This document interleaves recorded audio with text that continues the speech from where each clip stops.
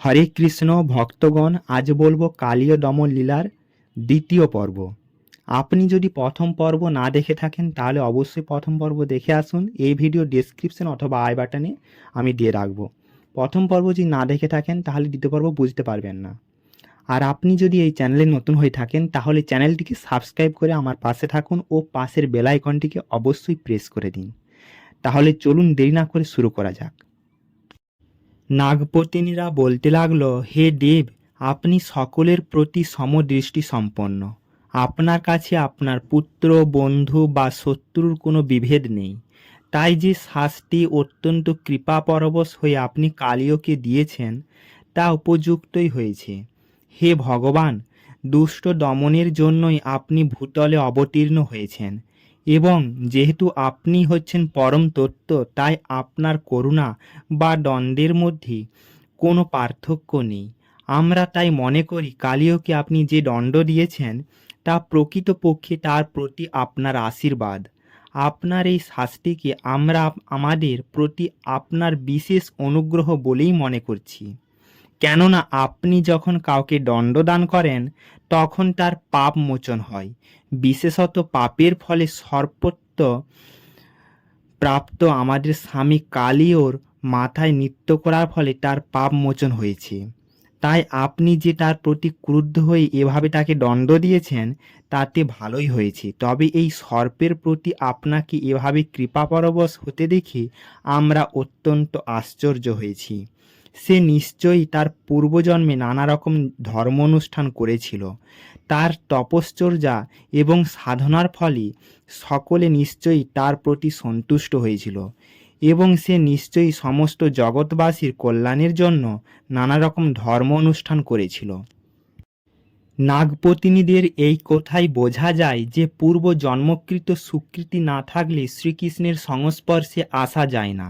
শ্রী চৈতন্য মহাপ্রভু শিক্ষাষ্টকে উপদেশ দিয়েছেন, তৃণের থেকেও সহিষ্ণু হয়ে কোনো রকমের সম্মান আশা না করি এবং সকলকে সম্মান দান করি নিরন্তর হরে কৃষ্ণ মহামন্ত্র কীর্তন করতে। নাগপত্নীরা আশ্চর্য হয়েছিলেন যে জঘন্যতম পাপ কার্য করার ফলে কালীয় যদিও সর্পত্ব প্রাপ্ত হয়েছিল তবুও সে ভগবানের সংস্পর্শে এসেছিল, এবং শুধু তাই নয়, ভগবান তার শ্রী পাদপদ্ম দিয়ে তার মস্তক স্পর্শ করেছিলেন। এটা কোনো সাধারণ পুণ্যের ফল নয়। এই দুটি আপাত বিরোধী তত্ত্ব তাদের বিস্ময়ান্বিত করেছিল। তাই তারা প্রার্থনা করল, হে প্রিয় প্রভু, আপনার শ্রী পাদপদ্মের ধূলি তার মস্তকে ধারণ করার সৌভাগ্য দেখে আমরা বিস্ময়ান্বিত হয়েছি। মহাত্মারা এই সৌভাগ্য কামনা করে থাকেন। এমনকি আপনার এই পদধূলি পাওয়ার জন্য লক্ষ্মীদেবী পর্যন্ত সব কিছু পরিত্যাগ করে ব্রতশিলা হয়ে তপস্যা করেছিলেন। এই কালীয় কোন পুণ্য প্রভাবে সেই চরণরেণু লাভের অধিকারী হলো তা আমরা বুঝতে পারছি না। মহাজনদের কাছে আমরা শুনেছি যে যারা আপনার শ্রী পাদপদ্মে ধূলিকণার দ্বারা মহিমান্বিত হয়েছে তারা স্বর্গলোক, সার্বভৌম পদ, ব্রহ্মপদ, পৃথিবীর আধিপত্য, যোগ সিদ্ধি কিংবা মোক্ষ বাসনা করে না। হে প্রভু, যে পদরজ বাঞ্ছা করে সংসার চক্রে ভ্রমণশীল মানুষেরাও উৎকৃষ্ট ফল লাভ করে থাকে, ক্রোধ পরবশ তমগুণোদ্ভূত এই সর্পরাজ ব্রহ্মারও দুর্লভ সেই পদরজ প্রাপ্ত হয়েছে। শ্রী চৈতন্য চৈতামৃতে বলা হয়েছে, ব্রহ্মাণ্ড ভ্রমিতে কোন ভাগ্যবান জীব গুরু কৃষ্ণ প্রসাদে পায় ভক্তি লতা বীজ। এইভাবে গুরু এবং কৃষ্ণের প্রসাদে মুক্তির পথ প্রশস্ত হয়। নাগপত্নীরা বললেন, আমরা তাই আপনার শ্রী পাদপদ্মে আমাদের প্রণতি জানাই। হে প্রাণনাথ, যেহেতু আপনি হচ্ছেন পরম পুরুষ, তাই পরমাত্মারূপে আপনি সকলের হৃদয়ে বিরাজ করেন। যদিও আপনি জড় সৃষ্টির অতীত, তবুও সব কিছুই আপনাকে আশ্রয় করে বিরাজ করছে। আপনি হচ্ছেন অনন্তকাল, কালশক্তি আপনাতেই অবস্থান করছে, এবং তাই অতীত, বর্তমান এবং ভবিষ্যৎরূপী কালের আপনি হচ্ছেন দ্রষ্টা। হে ভগবান, প্রতি মুহূর্তে, প্রতি ঘন্টায়, প্রতিদিন, প্রতি বৎসর, অতীত, বর্তমান এবং ভবিষ্যতে যা কিছু ঘটছে তা সবই পূর্ণরূপে আপনি দর্শন করেন।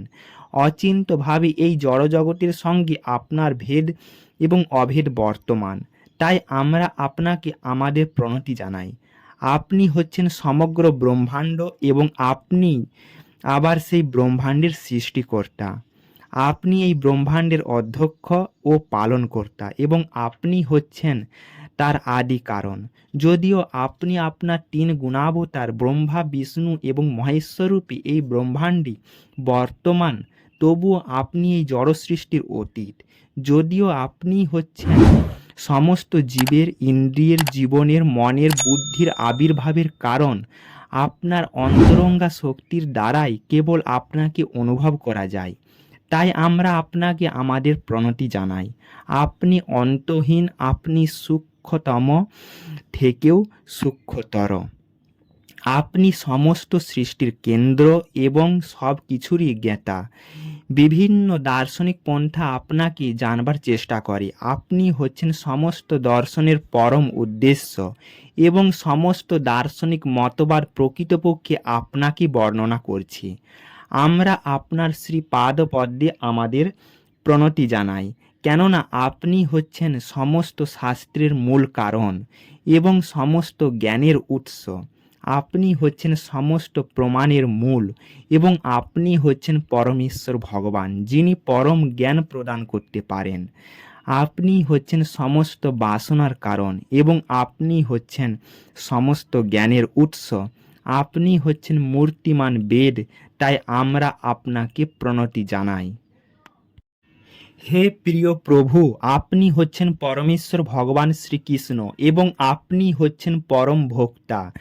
এখন আপনি মূর্তিমান শুদ্ধ সত্য বসুদেবের সন্তানরূপে আবির্ভূত হয়েছেন। আপনি হচ্ছেন মন ও বুদ্ধির অধিষ্ঠাতা প্রদ্যুম্ন ও অনিরুদ্ধ এবং আপনি হচ্ছেন সমস্ত বৈষ্ণবের ঈশ্বর। বাসুদেব, শঙ্কর্ষণ, অনিরুদ্ধ, প্রদ্যুম্ন এই চতুর্ভুহরূপে আপনি হচ্ছেন মন ও বুদ্ধির বিকাশের কারণ।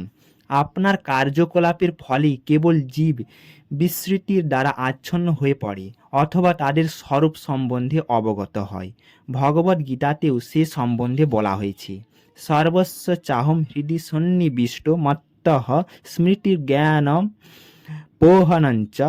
মানে কি, পরমাত্মারূপে ভগবান সকলেরই হৃদয়ে বিরাজ করছেন এবং তিনি স্মৃতি দান করেন বা জ্ঞান অপহরণ করে নেন। আমরা বুঝতে পারছি যে আমাদের সকলের হৃদয়ে সাক্ষীরূপে বিরাজ করে আপনি আমাদের সমস্ত কার্যকলাপ দর্শন করছেন, কিন্তু তবুও আপনার উপস্থিতি উপলব্ধি করা অত্যন্ত কঠিন। আপনি জোড়া এবং পোড়া প্রকৃতির পরম নিয়ন্তা, তাই আপনি হচ্ছেন পরম পরিচালক। যদিও আপনি জড় সৃষ্টি থেকে সম্পূর্ণ ভিন্ন, আপনি হচ্ছেন সাক্ষী ও স্রষ্টা এবং এই জড় সৃষ্টির উপাদান। তাই আমরা আপনাকে আমাদের প্রণতি জানাই। হে প্রিয়নাথ, এই সৃষ্টির ব্যাপারে ব্যক্তিগতভাবে আপনি কিছুই করেন না। আপনার বিভিন্ন শক্তি প্রকাশ করে, যথা সত্য, রজ, তম গুণের প্রকাশ করে আপনি সৃষ্টি করেন, পালন করেন ও বিনাশ করেন। কালের নিয়ন্তারূপে আপনি জোড়া প্রকৃতির প্রতি ঈক্ষণ করেন, তার ফলে এই ব্রহ্মাণ্ডের প্রকাশ হয়। জোড়া প্রকৃতির বিভিন্ন শক্তির প্রকাশ হয়, যা বিভিন্নভাবে বিভিন্ন জীবকে কার্যকরী করে। তাই কিভাবে যে এই জগতে আপনার কার্যকলাপ হয় তা কেউ অনুমান করতে পারে না। হে ভগবান, এই ব্রহ্মাণ্ডে আপনি ব্রহ্মা, বিষ্ণু এবং মহেশ্বর এই ত্রিমূর্তিতে আবির্ভূত হয়ে সৃষ্টি, স্থিতি ও বিনাশের কার্য সম্পাদন করেন। বিষ্ণু মূর্তিতে আপনার আবির্ভাব জীবের মঙ্গল সাধনের জন্য। তাই যারা প্রকৃতই শান্তিপ্রিয় এবং পরম শান্তি লাভে আকুল হন, তারা আপনার শান্তিময় বিষ্ণু মূর্তির উপাসনা করেন। হে ভগবান, আপনার শ্রীপাদপদ্মে আমাদের প্রার্থনা জানাই। আপনি দেখতে পাচ্ছেন যে এই হতভাগ্য সর্পটির প্রাণ যায় যায় অবস্থা। আপনি জানেন যে স্ত্রীদের পক্ষে তাদের পতিই হচ্ছে সব। তাই আমরা আপনার কাছে প্রার্থনা করি যে আপনি কৃপা করে কালিয়কে ক্ষমা করে দিন, কেননা যদি এর মৃত্যু হয় তাহলে আমাদের দুর্দশার অন্ত থাকবে না। আমাদের মুখ চেয়ে কৃপা করে আপনি এই মহা অপরাধীকে ক্ষমা করুন। হে প্রিয় ভগবান, প্রতিটি জীবই হচ্ছে আপনার সন্তান এবং আপনি সকলকেই পালন করেন। এই সর্পটিও আপনার সন্তান এবং যদিও আপনার শক্তি সম্বন্ধে অবগত না থাকার ফলে সে আপনার চরণে অপরাধ করেছে, আপনি কৃপা করে একে ক্ষমা করে দিন। আমরা প্রার্থনা করি যে এবারের মতো আপনি তাকে ক্ষমা করে দিন। হে ভগবান, আমরা সকলেই আপনার নিত্য সেবক, তাই প্রেম ভরে আমরা আপনার সেবা করার প্রয়াসী। আপনি আমাদের আদেশ করুন কিভাবে আমরা আপনার সন্তুষ্টি বিধান করতে পারি। আপনার নির্দেশ অনুসারে কর্ম করতে সম্মত হলে প্রতিটি জীবই সব রকমের দুঃখ থেকে মুক্ত হতে পারে। নাগপত্নীরা এইভাবে স্তব করলে ভগবান পদাঘাতে ভগ্ন মস্তক এবং মূর্ছিত কালীয়কে পরিত্যাগ করলেন। দুর্বল কালীয় ধীরে ধীরে একটু শক্তি সঞ্চয় করে অতি কষ্টে নিঃশ্বাস পরিত্যাগ করে কৃতাঞ্জলি সহকারে শ্রীকৃষ্ণকে বলতে লাগলো, হে নাথ, আমরা সর্পজাতি, তমগুণের অন্ধকারাচ্ছন্ন প্রদেশে জন্ম হওয়ার ফলে আমরা খল তম প্রকৃতি এবং ক্রোধশীল। হে প্রভু, আপনি জানেন যে জীব যদিও তার স্বভাবের বশবর্তী হয়ে এক দেহ থেকে অন্য দেহে দেহান্তরিত হয়, তবুও সেই স্বভাব পরিত্যাগ করা অত্যন্ত কঠিন।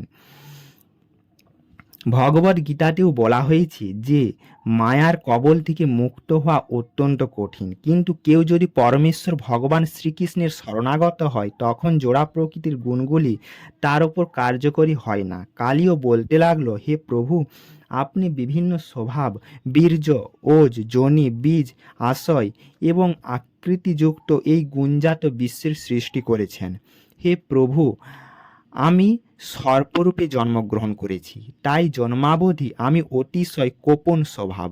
অতএব আপনার কৃপা ব্যতীত কিভাবে আমি আমার এই স্বভাব বর্জন করব, কিভাবে আপনার দুস্তর মায়া ত্যাগ করব। আপনার মায়ার প্রভাবেই আমরা এই জড়জগতের বন্ধনে আবদ্ধ হয়ে আছি। হে প্রভু, কৃপা করে আপনি আমার স্বভাবজাত অপরাধগুলি ক্ষমা করুন। এখন আপনি আপনার ইচ্ছা অনুসারে আমাকে দণ্ড দিন বা অনুগ্রহ করুন। সেই কথা শুনে একটি ছোট্ট মনুষ্য শিশুরূপে লীলাপরায়ণ পরমেশ্বর ভগবান কালীয় সর্পকে আদেশ দিলেন, তুমি এক্ষুনি এই স্থান পরিত্যাগ করে সমুদ্রে গমন করো। তুমি আর এখানে এক মুহূর্তও থেকো না। তুমি তোমার স্ত্রী, পুত্র এবং তোমার সমস্ত সম্পত্তি তোমার সঙ্গে নিয়ে যেতে পারো।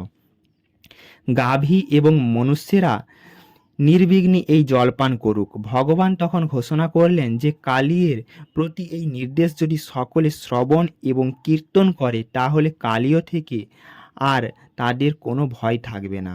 কালীয় সর্পের প্রতি এই দণ্ডবিধানের কাহিনী যে শ্রবণ করে তার আর হিংস্র সর্প থেকে কোনো ভয় থাকবে না। ভগবান আরও ঘোষণা করলেন, এই কালীয় হ্রদের যেখানে আমরা গোপসখারা এবং আমি স্নান করেছি, সেখানে স্নান করে অথবা একদিন উপবাস করে এই হ্রদের জল দিয়ে কেউ যদি পিতৃপুরুষের তর্পণ করেন তাহলে তিনি সব রকমের পাপ থেকে মুক্ত হবেন। ভগবান কালীয়কে আশ্বাস দিলেন যে গরুরের ভয়ে তুমি রমণক দ্বীপ ত্যাগ করে এই হ্রদ আশ্রয় করেছিলে, সেই গরুর তোমার মস্তকে আমার পদচিহ্ন দেখে আর তোমাকে ভক্ষণ করবে না। কালীয় এবং তার পত্নীদের প্রতি ভগবান প্রসন্ন হয়েছিলেন। তার আদেশ শ্রবণ করা মাত্রই নাগ এবং তার পত্নীরা দিব্যবস্ত্র, মাল্যরত্ন, উত্তম ভূষণ, দিব্য গন্ধানুলেপন এবং উত্তম উৎপল মালার দ্বারা গরুর প্রতি জগন্নাথের পূজা করে তার প্রসন্নতা উৎপাদনপূর্বক প্রীত এবং তার আদেশপ্রাপ্ত হয়ে প্রদক্ষিণ ও অভিবাদন করে আত্মীয় ও পুত্রসহ সমুদ্রের মধ্যবর্তী রমণক দ্বীপে গমন করল। তখনই মানব শিশুরূপে লীলাবিলাস পরায়ণ ভগবানের অনুগ্রহে সেই যমুনার জল বিষহীন হয়ে অমৃত তুল্য হল। ইতি লীলা পুরুষোত্তম শ্রীকৃষ্ণ গ্রন্থের কালীয় দমন নামক ষোড়শ অধ্যায়ের ভক্তি বেদান্ত তাৎপর্য সমাপ্ত হলো। এই ছিল কালীয় দমন লীলার দ্বিতীয় পর্ব। ভিডিওটিকে শেষ পর্যন্ত দেখার জন্য অনেক অনেক ধন্যবাদ। আপনারা ভালো থাকুন, সুস্থ থাকুন। হরে কৃষ্ণ, রাধা রাধা।